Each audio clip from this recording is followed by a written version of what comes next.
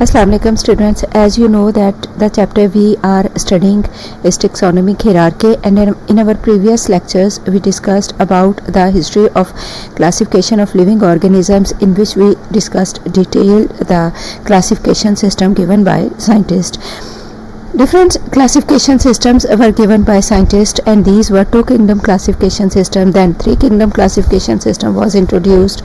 There were some drawbacks of this system, so that was rejected, and then five kingdom classification system was introduced. Five kingdom classification system that was given by the scientist Robert Whittaker in 1967, and some modifications were given by Margulis and Scavers in 1988. And what were the principal groups of this system?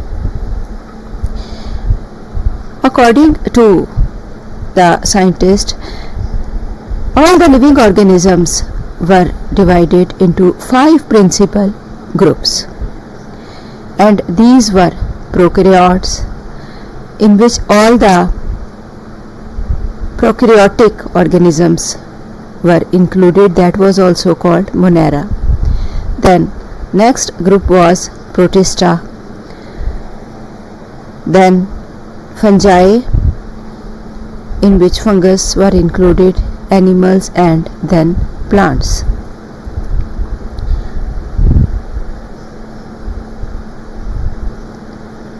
So in five kingdom classification system, five principal groups were prokaryotes, protista, fungi, plants, and animals. And in the next slide we will discuss the detailed characteristics of the first kingdom. First kingdom was kingdom Monera. It includes all the prokaryotes. Prokaryotes mean the organisms that contain prokaryotic cells. All the cells unicellular, they may form chains, clusters, or colonies, and these were radically different from eukaryotes. Mostly heterotrophs are included in it.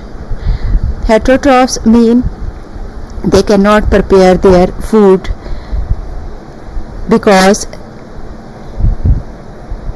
they don't have chlorophyll, but some have chlorophyll, so they can prepare their food. Examples are bacteria and cyanobacteria. The next kingdom is protists.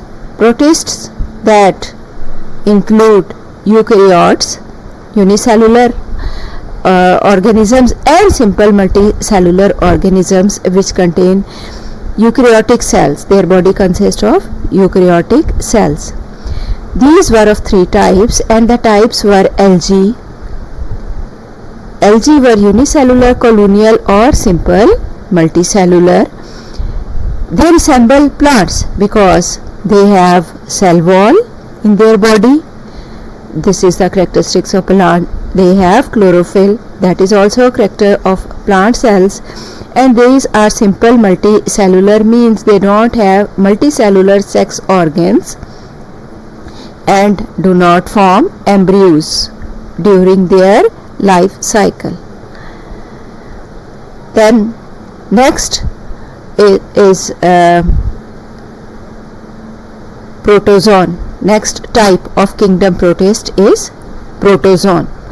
Protozoan that resemble to animal cells. Why they resemble to animal cells? Because they don't have cell wall. That is a character of animal cell, and they also lack chlorophyll. Their body do not have chlorophyll in their cells. Then the next type of the kingdom protist is fungi-like. Three types of kingdom protist we discussed.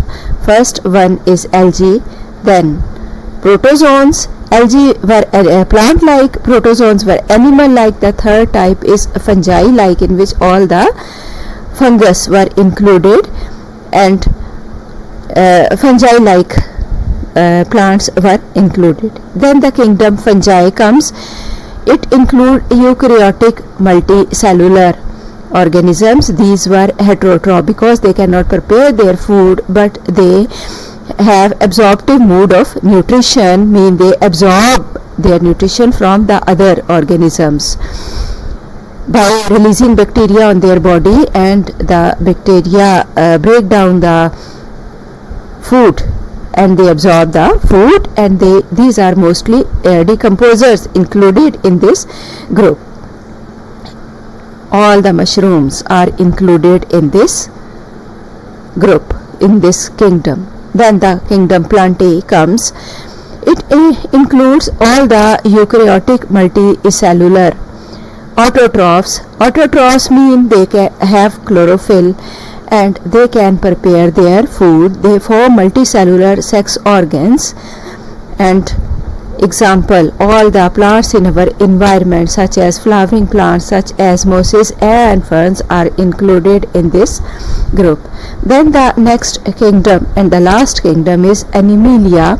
Animalia, as you know about that kingdom general characters, you have some idea about the general characters of this kingdom. All the eukaryotic multicellular organisms involved in it, these are heterotroph or consumers, mean users.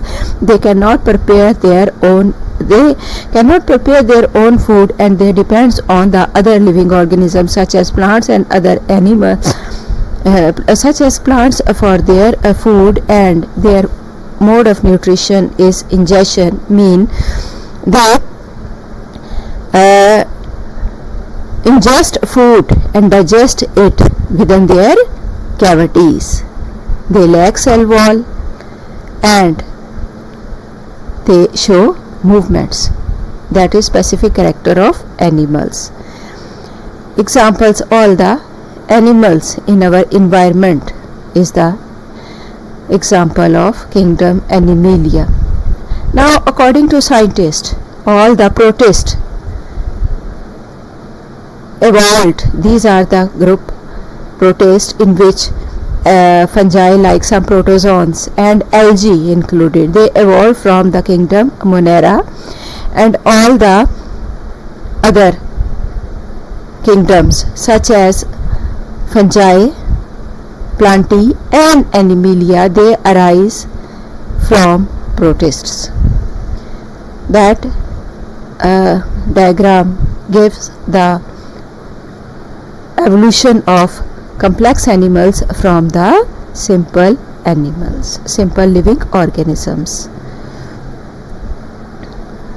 So that is all about the general characteristics